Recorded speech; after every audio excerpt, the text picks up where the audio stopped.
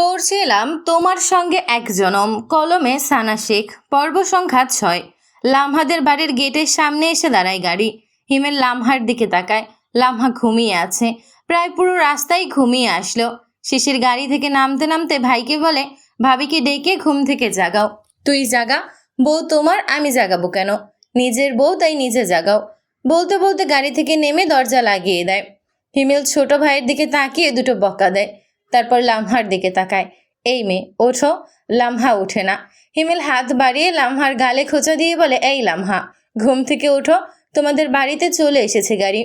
নড়ে চড়ে পিটপিট করে তাকায় লামহা। হিমেল আবার বলে, তোমাদের বাড়িতে এসে গেছি, নামো গাড়ি থেকে। বলতে বলতে হিমেল গাড়ি থেকে নেমে আসে। শিশির বড় ভাইয়ের দিকে তাকিয়ে বলে, তুমি এত আনরোমান্টিক কেন? নতুন বউ তোমার, একটু সুন্দর করে তো ডাকতে পারতে। তুই মুখ বন্ধ রাখ, বেশি কথা বললে মুখ সেলাই করে দেব। গতকাল থেকে তোর অনেক কথা শুনেছি। শিশির রাতুলের দিকে এগিয়ে যেতে যেতে বলে, গতকাল শুনেছ, আজকেও শুনবে, আবার আগামীকালও শুনতে হবে। বাড়ির ভেতর থেকে বেরিয়ে এসেছে ছোট বড় সবাই। লামহা দ্রুত পায়ে এগিয়ে গিয়ে মাকে জড়িয়ে ধরে ফুপিয়ে ওঠে। তানহা বেগম মেয়েকে আগলে নেন বুকে, আদর করতে করতে নিজেও ফুপিয়ে কেঁদে ওঠেন। লামহার কাকি ফুপু সহ আরও কয়েকজন ওদের মা মেয়েকে শান্ত হতে বলছেন। লাবিব ইসলাম স্ত্রীর উদ্দেশ্যে বললেন, লামহার মা, কান্নাকাটি পরে করবে, মেহমান এসেছে, তাদের খাওয়া দাওয়ার ব্যবস্থা করো ভেতরে গিয়ে। শিশির লাবিব ইসলামের পাশে দাঁড়িয়ে বলে, আঙ্কেল, কাঁদতে দিন একটু, রোজ রোজ কি কাঁদবে নাকি? আন্টি, ভাবি, আপনারাও আরও বেশি বেশি করে কাঁদুন। শিশিরের কথা শুনে মামের কান্না থেমে গেছে। তানহা বেগম ফ্যাল করে তাকিয়ে আছেন শিশিরের দিকে। তিনি চিনতে পেরেছেন এটা তার একমাত্র মেয়ের একমাত্র দেবর। ভারী চঞ্চল আর দুষ্টু ছেলেটা বুঝতে পারছেন। সবাই ভেতরে চলুন। রওশনের কথা শুনে সবাই ভেতরের দিকে পা বাড়ায়। রাতুল হিমেলের পাশে হাঁটতে হাঁটতে বলে, তোর শালিটালি কিছু নেই কেন? বিয়ে করব? হিমেল ঘাড় ঘুরিয়ে বন্ধুর মুখের দিকে তাকায়। রাতুলের পাশে হাঁটতে থাকা সোহান বলে, তোর হঠাৎ হিমেলের শালিকে বিয়ে করার মতো শখ জাগলো কেন? বুঝবি না তুই, ছোট মানুষ, তাই ছোটদের মতো থাক। সোহান রাতুলের ঘাড় চেপে ধরে বলে, তোর চেয়ে 13 দিনের বড় আমি, তাই সম্মান দিয়ে কথা বল। তোরা থামবি? কি শুরু করেছিস? রাতুল ঘাড় থেকে সোহানের হাত সরিয়ে দিয়ে বলে, দাওয়াত খেতে এসেছি বলে, নয়তো আজকে তোকে ফুল সম্মান দিয়ে দিতাম। সোহান কিছু বলতো, কিন্তু বাড়ির ভেতর প্রবেশ করায় চুপ হয়ে যায়।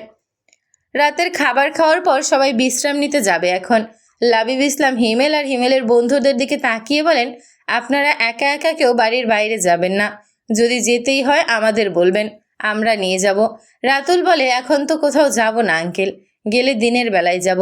দিনের বেলাও একা একা বের হবেন না কেউ? কেন আঙ্কেল, কোনো সমস্যা আছে? হ্যাঁ, যান, গিয়ে বিশ্রাম নিন সবাই। হিমেলের বন্ধুরা কেউ বুঝতে পারছে না কি এমন সমস্যা আছে যার কারণে ওদের একা বের হতে নিষেধ করছে। সবাই হিমেলের দিকে তাকিয়ে চোখ ইশারা করে। হিমেল ওদের রুমে যেতে বলে ইশারায়, তারপর নিজেও আগায় লামহার রুমের দিকে। হিমেল আন্দাজ করতে পারছে সমস্যাটা আসলে কি আর কোথায়। রুমে এসে দেখে লামহা লেহেঙ্গা চেঞ্জ করে 3 পিস পরেছে। হিমেলরা ফ্রেশ হয়ে গিয়ে যখন খেতে বসেছে, লামহা তখন চেঞ্জ করতে রুমে এসেছে আবার। ওকে খাওয়ার জন্য ডাকলেও তখন খেতে বসেনি। রুমে আসার পর আর রুম থেকে বের হয়নি এখনো। যাও, গিয়ে খেয়ে এসো। হিমেলের গম্ভীর স্বর শুনে পেছন ফিরে তাকায় লামহা। জুয়েলারিগুলো আলমারিতে তুলে রেখে রুম থেকে বেরিয়ে যায় চুপচাপ। হিমেল নিজেও রুম থেকে বেরিয়ে বন্ধুদের রুমে যায়। লামহা খেয়ে রুমে ফিরে আসে। হিমেলকে দেখতে না পেয়ে ওয়াশরুমের দিকে তাকায়। দরজা খোলা দেখে বেলকনির দিকে তাকায়। বেলকনির দরজা ভেতর থেকে লাগানো। গেল কোথায়? লামহার ভাবনার মাঝে হিমেল রুমে প্রবেশ করে। চোখাচোখি হয় দুজনের। হিমেল নিজের ফোন হাতে নিয়ে লামহার দিকে তাকিয়ে গম্ভীর গলায় বলে, শুয়ে পড়ো তুমি। আপনি কোথায় যাবেন? বাইরে যাব। বাইরে? বাইরে কেন যাবেন? এমনি ঘুরতে, রাতের গ্রাম দেখতে। এই রাতের বেলা কি দেখবেন? সকালে যাবেন। এখন বিশ্রাম নিন। আমি রাতের বেলায় যাব, তুমি ঘুমাও। বাইরে যাবেন না এখন। গেলে কি হবে? কুত্তা কামড়াবে। মানুষরূপী মানে মানুষরূপী কুকুর? না না, সত্যি সত্যি কুত্তা আছে। ওরা অপরিচিত মানুষ দেখলে কামড়ায়।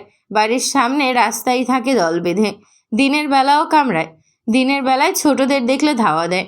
তাহলে শ্বশুর মশাই আমাদের দিনের বেলাও একা বাইরে যেতে নিষেধ করলেন কেন? লামহা চুপ করে রইল। গতকাল রাতে ঢাকা ফেরার সময় থেকে হিমেলের উপরও রাগ উঠে আছে। গাড়িতে বসার পর হিমেলের চ্যাটাং চ্যাটাং কথা শুনেছে অনেক। বাড়িতে ফেরার পর রুমে গিয়েও অনেক কথা শুনিয়েছে। আবার ওকে রুমে একা ফেলে রেখে চলে গিয়েছিল কাউকে কিছু না বলে। সেজন্য আবার শাশুড়ি মায়ের কাছে অনেক কথা শুনতে হয়েছে। এখন আবার মেজাজ গরম করে দিচ্ছে। এখন বাইরে যেতে হবে না, সকালে যাবেন। আমি এখনই যাব। যান, গিয়ে পাগলা কুত্তার খাবলা খেয়ে আসুন। অসভ্য ঘাড়তারা বজ্জাত লোক। শেষের কথাগুলো বিড়বিড় করে বলে যায়। দরুন হিমেল শুনতে পায়নি। বিড়বিড় করে কি বললে? কিচ্ছু বলিনি। লামহা বিছানায় উঠে শুয়ে পড়ে। যেখানে খুশি যাক, যা খুশি হয়ে যাক। কথা না শুনলে তাতে ওর কি? ও তো নিষেধ করেছেই যেন বের না হয়। হিমেল হাঁ করে লামহার দিকে তাকিয়ে আছে। কিভাবে ঝাড়ি দিয়ে বলল কিচ্ছু বলিনি। বিড়বিড় করে বলে বাপের বাড়িতে এসে জোর বেড়ে গেল নাকি? রাগ দেখাচ্ছে, আবার ঝাড়িও দিচ্ছে।